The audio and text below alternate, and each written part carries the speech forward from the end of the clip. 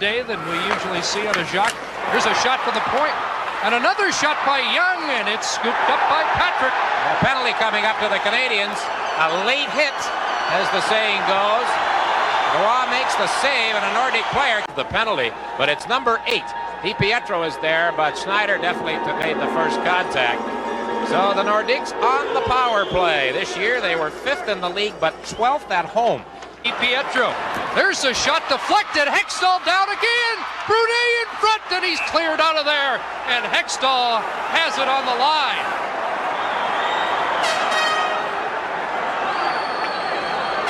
And that draws the crowd, and a few skirmishes going on. Well, DiPietro started after something. The point rams Schneider into the boards. He's slow to get up. That sets things up for Quebec. This is not necessary at all, this. I mean, jump into the guy, but don't get the elbow up on the helmet. There is no question that that's a penalty. And as Chris mentioned, this is the...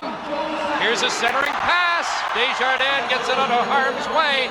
Lecition can't keep it in. And now the clock winding down. Carbonneau and Lecition right in front of the Canadiens bench. Time's expired. We're going to overtime, but in sudden death. And the Nordiques quickly send it down. Lapointe takes his man out, but icing is the call, and Haller takes a look at Lapointe. One opportunity. Rusinski takes Keane into the boards, and here comes the first time tonight.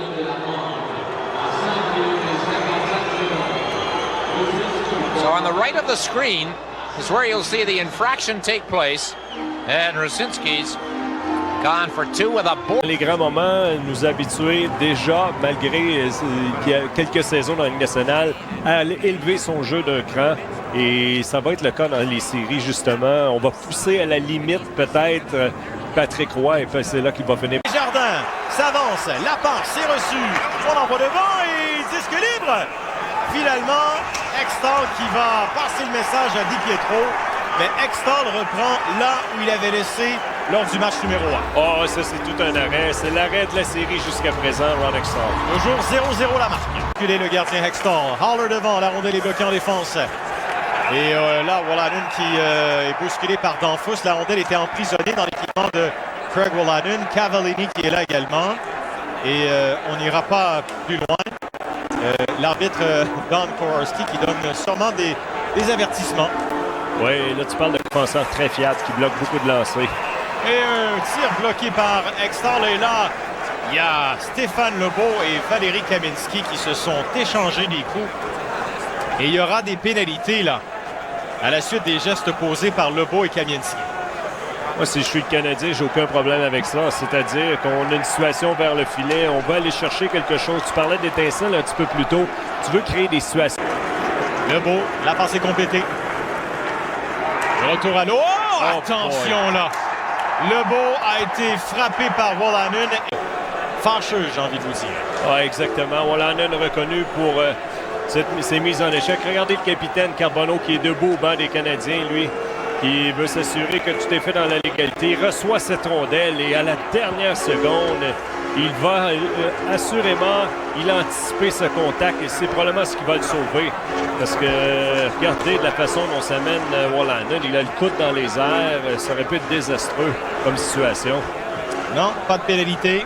Alors, Lebeau qui retrouve Brunet, une part, le tir, arrêt!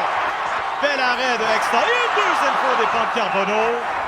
Et on empêche Carbonneau de revenir vers le gardien et Keane qui protège son capitaine. Les Nordiques ne se laissent pas impressionner.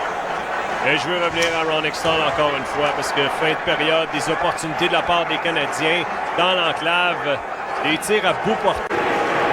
Kevin Haller.